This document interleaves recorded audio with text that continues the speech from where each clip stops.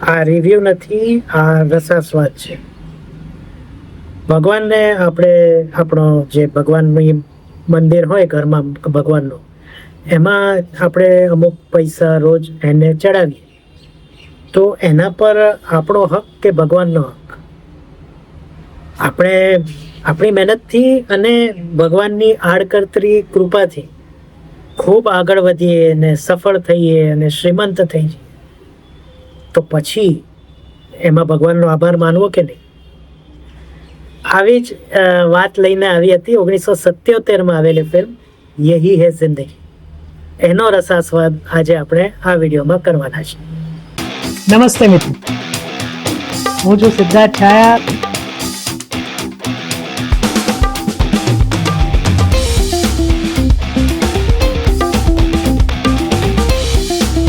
તો સ્વાગત છે તમારું સિટ ટોક્સમાં.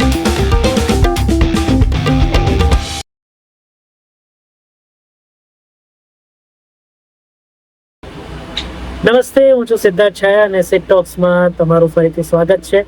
આજે આપણો રસાસ્વાદનો દિવસ છે, એટલે આજે આપણે જૂની 1977માં આવેલી ફિલ્મ યહી હૈ જિંદગી વિશે વાત કરીશું. અહીંયા આપણે ગુજરાતી અને હિન્દી ફિલ્મ ઉદ્યોગ સાથે જોડાયેલી જુદી જુદી વાતો કરીએ છીએ, ફિલ્મોના રિવ્યૂ કરીએ છીએ ગુજરાતી હિન્દી. તો આ બધું ગમતું હોય તો આ ચેનલ અત્યાર સુધી જો સબસ્ક્રાઈબ ન કરી હોય તો અત્યારે જ કરી દો. વિડીયો ગમે તો લાઈક કરજો, અડોશી પડોશી સાથે શેર કરજો અને કમેન્ટ કરવાનું ભૂલતા નહીં. યસ, તો વાત કરીએ યહી હૈ જિંદગી. થોડીક એની વાત કરીએ તો આનંદ નામનો એક વ્યક્તિ છે, ભલો માણસ છે પણ ભગવાનમાં નથી માનતો. હવે ગરીબીમાં જીવે છે, બે છેડા માંડ ભેગા કરે છે, કારણ કે એક હોટલમાં જેમાં એક મીઠાઈની પણ શોપ છે, એમાં એ મીઠાઈ બનાવવાનો કારીગર છે. એની મીઠાઈઓ જબરદસ્ત હોય છે, પણ ગરીબ રહે છે અને 3 સંતાનો છે, છેડા ભેગા નથી થતા. એકવાર એને ખબર પડે છે કે લોટરી જો લઈએ તો કદાચ ધનવાન થવાય. હવે લોટરી લેવાના પણ પૈસા ન હતા, 10-20 રૂપિયા એ જમાનામાં. તો એ શું કરે છે કે એમની પત્ની જે દરરોજ વિષ્ણુ ભગવાન સામે એક ગલ્લો મૂક્યો હોય છે, એમાં એ પૈસા રોજ 1 રૂપિયા 2 રૂપિયા અમુક પૈસા એ જમાનામાં તો હતા, એ નાખે છે. એના પર એ રેડ પાડે છે અને એમાં પૈસા લઈ 10 કે 20 રૂપિયાની જે ટિકિટ હતી એટલા પૈસા લઈને ટિકિટ ખરીદે છે. હવે ભગવાનની કૃપા કહો, એમના આશીર્વાદ કહો કે આનંદનું નસીબ કહો, લોટરી લાગી જાય છે અને આનંદ રાતો રાત લાખોપતિ થઈ જાય છે. પછી તો આનંદ એ જે લોટરી છે એમાંથી પહેલાં પોતાની મીઠાઈની દુકાન ચાલુ કરે છે, કારણ કે એના હાથમાં તો કસબ હતો જ. તો એ ચાલુ કરે છે અને પછી તો એ એટલો બધો આગળ વધે કે જે હોટલમાં એ કામ કરે છે, એનો હોટલનો જે માલિક છે એ નાદારી તરફ વધે છે, તો એ હોટલ એ જ ખરીદી લે છે. અને પછી તો આખા ઇન્ડિયામાં એની હોટલો અને મીઠાઈની દુકાનો ખુલે છે. પણ આ દરમિયાન એક ઘટના બને છે કે ભગવાન વિષ્ણુ છે એ લગભગ રોજ આનંદ પાસે આવે છે અને એની પાસેથી આ પોતાના જે પૈસા એણે લીધા હતા એ પાછા માગે છે. ભાઈ, મારા પૈસા તું આપી દે. તો કે એ તો આનંદની પોતાની દલીલો હોય છે, એ બાબતે ન આપવાની. પણ જ્યારે આવે ત્યારે આમ તો જ્ઞાનની ચર્ચા બહુ થાય, ફિલોસોફીની ચર્ચા ભગવાન વિષ્ણુ સાથે કરે, પણ છેવટે પૈસા ન આપે. આવું કાયમ ચાલે છે. ધીમે ધીમે જિંદગી આગળ વધે છે. આનંદ પૈસાદાર તો થઈ જાય છે, પણ એના સંતાનો એના હાથમાંથી જતા રહે છે, ખોટે રસ્તે ચડી જાય છે. કારણ કે પૈસો આવતા પછી એમનું પણ જે સ્ટાન્ડર્ડ છે, સ્ટાન્ડર્ડ ઓફ લિવિંગ, એ આગળ વધે છે. આનંદમાં પણ ચેન્જ આવે છે. આનંદને એવું લાગે છે કે આ બે મારી મહેનત, ઓફકોર્સ એની મહેનત તો હતી જ, એનું નસીબ પણ હતું, પણ કે આ મેં મારા બળે કર્યું છે, એમાં બીજાનું શું? એટલે એ વારે વારે લોકોનું અપમાન કરે, કોઈને ગણકારે નહીં. આ રીતના એ પણ અભિમાની થઈ જાય છે. પછી તો એવું બને છે કશુંક કે કૃષ્ણ ભગવાન અથવા તો વિષ્ણુ ભગવાન સાથેની એની ચર્ચામાં એને ખબર પડે છે કે યહી હૈ જિંદગી.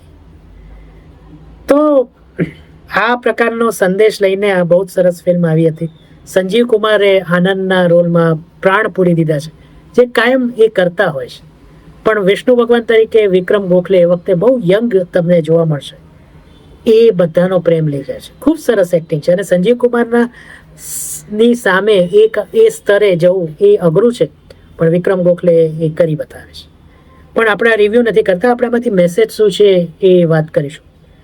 તો પહેલો મેસેજ તો એ છે કે સફળતા તમારી મહેનતથી જ આવે છે, પણ એની સાથે સાથે બીજા લોકો પણ જોડાયા છે.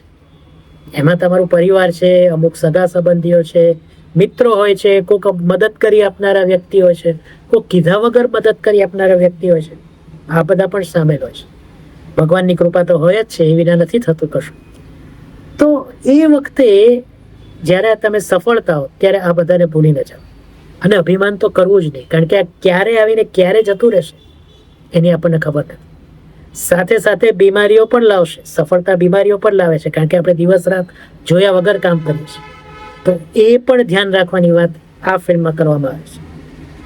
બીજું જે મેં કીધું, અભિમાન ન કરવું, છકી ન જવું, કારણ કે એનાથી કોઈનો ફાયદો નથી. તમે આજે સમાજમાં કે દુનિયામાં કંઈક સારું નામ કર્યું છે, તો જેટલા આગળ વધો એટલા નમ્ર બનો. હું ઘણીવાર મારા મિત્રો સાથે કે એની સાથે વાત કરતા કહું છું કે હું ભગવાનને પ્રાર્થના કરું છું કે મને ખૂબ ઊંચી સફળતા અપાવે, પણ મારા પગ કાયમ જમીન ઉપર ટકી રહેવા છે. તો આ વાત આ ફિલ્મમાં કરવામાં આવી છે. પછી છેલ્લે એક સલાહ એવું પણ છે કે પૂરી તાકાતથી સફળતા પાછળ તો કોઈ સવાલ નથી, પણ ઘરમાં શું ચાલે છે એ પણ જો. ઘરમાં લશ્કર ક્યાં લડે છે, આપણા સંતાનો શું કરી રહ્યા છે, આપણા પત્ની, આપણા મમ્મી પપ્પા, એમની એ આપણી સફળતા પાછળની દોડમાં એ ક્યાં છે, એમનું વર્તન શું છે, એ ક્યાં જઈ રહ્યા છે. ખાસ કરીને સંતાનો. આપણે એવું નથી કહેતા કે એમની ઉપર 24 કલાક નજર રાખવી, પણ એ શું કરે છે, કેમ છે બેટા, આજકાલ શું ચાલી રહ્યું છે, આ કેમ કર્યું, પેલું કેમ ન કર્યું, આટલું તો પૂછી શકાય. પણ જો ફક્ત સફળતા તરફ જ નજર રાખીને આપણને દોડવું છે અને આ લોકોને ભૂલી જવું છે, તો પછી મળેલી સફળતા શું કામ? તો આ પ્રકારના સુંદર સંદેશ સાથે યહી હે જિંદગી આવી હતી 1977. યસ. તો ત્યારે આ ફિલ્મ આવી હતી. અત્યારે પણ એનો સંદેશ એટલો જ પ્રસ્તુત છે. યુટ્યુબ પર આ ફિલ્મ ઉપલબ્ધ છે, તો જ્યારે પણ મન થાય ત્યારે આ ફિલ્મ જોજો. જો ઓલરેડી જોઈ ચૂક્યા હો આ ફિલ્મ, તો નીચે કમેન્ટમાં કહેજો કે તમને ફિલ્મ કેવી લાગી, અને જો જોઈને પછી ફરીથી આ વિડીયો પર આવજો જ, તો પણ કહેજો કે આ ફિલ્મ તમને કેવી લાગી. આ રસાસ્વાદ કેવું લાગ્યો એ કમેન્ટમાં ચોક્કસ કહેજો. મેં આગળ કીધું એ પ્રમાણે જો આ પ્રકારના વિડીયો ગમતા હોય તો ચેનલ સબસ્ક્રાઈબ કરજો અને કોમેન્ટ કરજો. મિત્રો, આડોશી પાડોશીઓ, સગા સંબંધીઓ અને ઘરનાઓ સાથે શેર કરવાનું ભૂલાય નહીં. ફરીથી મળીએ, ત્યાં સુધી સિદ્ધાર્થ છાયાને આજ્ઞા આપો, અને તમને બધાને મારા તરફથી આવજો.